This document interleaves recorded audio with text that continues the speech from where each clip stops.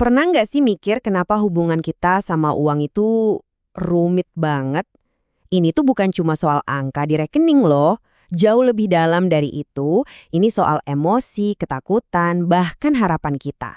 Nah, yuk kita bongkar bareng-bareng psikologi tersembunyi di balik setiap keputusan finansial yang kita ambil. Kaget ya dengar kutipan tadi, tapi ini langsung kena ke intinya. Uang itu salah satu topik paling tabu di dunia. Coba deh bayangin, kita mungkin lebih gampang ngobrolin rahasia paling pribadi kita daripada jujur-jujuran soal isi rekening bank. Aneh kan? Dan ini bukan cuma perasaan loh, ternyata ada datanya. Hampir setengah dari kita, tepatnya 44%, itu sengaja banget ngehindarin obrolan soal uang. Kenapa? Ya karena topiknya penuh rasa malu, bikin stres. Jadi sebenarnya ada apa sih? Jawabannya, mungkin karena selama ini kita salah kaprah. Kita mikir uang itu cuma soal matematika, hitung-hitungan. Padahal uang itu punya bahasanya sendiri, yaitu bahasa emosi. Nah, kalau kita mau ngerti kebiasaan finansial kita, ya kita harus belajar jadi penerjemah bahasa rahasia ini. Nah, buat jadi penerjemah yang andal, ada satu skill penting yang perlu kita punya. Namanya kesadaran emosional finansial. Gampangnya gini, ini tuh kemampuan kita buat ngintip apa yang ada di balik angka-angka itu. Buat sadar sama perasaan, ya entah itu kerinduan, ketakutan, atau konflik batin yang ternyata diam-diam ngendaliin semua keputusan kita soal uang. Artinya apa? Ini penting banget nih. Uang itu ternyata bukan cuma alat tukar. Uang itu sebuah bahasa. Bahasa yang seringkali kita pakai tanpa sadar buat ngomongin kebutuhan kita yang paling mendasar. Coba deh kita renungin bareng. Waktu kita mati-matian nabung, jangan-jangan kita lagi ngomong kalau kita butuh rasa aman. Atau waktu kita beliin sesuatu buat orang yang kita sayang, itu kan cara kita ngomong cinta. Setiap transaksi, mau itu kecil atau besar, sebetulnya lagi nyeritain sesuatu tentang apa yang benar-benar kita inginkan di dalam hati. Oke, biar lebih kebayang, yuk kita lihat contoh nyatanya. Kita mulai dari kebiasaan yang kayaknya semua orang pernah lihat, atau bahkan ngalamin sendiri, belanja berlebihan. Waktu ada dorongan kuat buat beli sesuatu yang kita tahu kita nggak butuh-butuh amat, apa sih yang sebenarnya kita cari? Apa cuma pengen punya barang baru aja? Atau jangan-jangan ada lubang emosional yang lebih dalam yang lagi kita coba tambal? Nah, ini ada kisah nyata dari salah satu sumber kita. Ada seorang perempuan bernama Helen. Dia bukan sekedar ngoleksi gaun, tapi dia ngumpulin perisai. Setiap gaun baru yang dia beli, itu sebenarnya upaya dia buat melindungi diri dari kenangan pahit di masa lalu, waktu dia merasa terasingkan. Jadi, ini bukan soal fashion, ini soal pertahanan diri dari rasa sakit. Jadi, ternyata belanja berlebihan itu seringkali bukan soal serakah, tapi justru soal rasa sakit.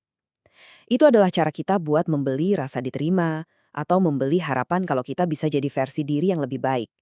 Singkatnya, ini respon emosional murni terhadap kebutuhan yang gak terpenuhi. Oke, sekarang kita lihat kebalikannya. Sisi koin yang satunya, yang seringkali bikin kita lebih bingung lagi. Gimana dengan orang-orang yang sebetulnya punya uang, tapi secara psikologis mereka nggak sanggup membelanjakannya buat diri mereka sendiri? Sumber yang kita bedah kali ini bahkan punya istilah yang kuat banget untuk ini, anoreksia finansial.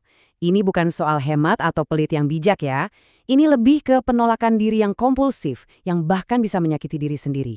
Pertanyaannya, kok bisa ada orang seperti itu? Ini adalah sebuah perjuangan batin yang luar biasa berat. Orang dengan anoreksia finansial ini sering banget merasa bersalah atau cemas luar biasa setiap kali mau keluar uang buat kesenangan, bahkan kadang buat kebutuhan dasar. Mereka menolak kenikmatan yang padahal mereka sangat mampu untuk membelinya. Dan disinilah ironisnya. Perilaku yang kelihatannya 180 derajat beda ini, yaitu super hemat sampai menyiksa diri, seringkali datang dari akar emosi yang sama persis, perasaan tidak berharga. Entah itu karena rasa bersalah, malu, atau takut, intinya cuma satu, keyakinan bahwa mereka nggak pantas menikmati hasil kerja keras mereka sendiri. Nah, ini dia nih momen ahanya. Ternyata, boros dan super pelit itu cuma dua strategi yang berbeda buat ngatasin masalah yang sama persis, perjuangan dengan harga diri. Yang satu mencoba membeli perasaan berharga, yang satunya lagi mencoba membuktikan kalau dia nggak punya kebutuhan yang dianggapnya memalukan. Keduanya kelihatannya soal uang, tapi sama sekali bukan soal uang. Nah, setelah kita ngerti dua sisi ekstrim ini, sekarang waktunya kita lihat ke dalam diri sendiri. Tujuannya bukan buat ngejudge atau ngasih label ya, tapi buat ngerti. Gimana caranya kita bisa mulai nulis ulang cerita uang kita sendiri dengan lebih sadar. Dan inilah pertanyaan yang paling penting. Nanti, kalau Anda mau belanja besar atau sebaliknya, nahan diri buat beli sesuatu yang Anda pengen, coba deh berhenti sebentar. Tanya ke diri sendiri, tunggu dulu, apa nih yang sebenarnya lagi terjadi? Perasaan apa yang lagi dorong gue buat ngelakuin ini? Caranya sebenarnya simple, cuma 3 langkah. Pertama, waktu dorongan itu datang, stop. Jeda dulu, terus coba kenali, perasaan apa ini? Kedua, coba jadi detektif buat diri sendiri. Ungkap ceritanya. Kenapa ya perasaan ini muncul? Apa pemicunya?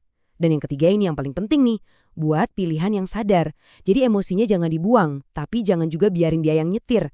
Pakai emosi itu sebagai data untuk bikin keputusan yang lebih bijak. Ujung-ujungnya, semua perilaku kita soal uang itu ibarat jendela ke dunia batin kita. Kalau kita berani ngintip, uang bisa cerita banyak hal tentang diri kita, lebih dari sekedar saldo rekening. Uang Anda itu lagi ngomong sama Anda. Pertanyaannya sekarang, Anda dengerin nggak?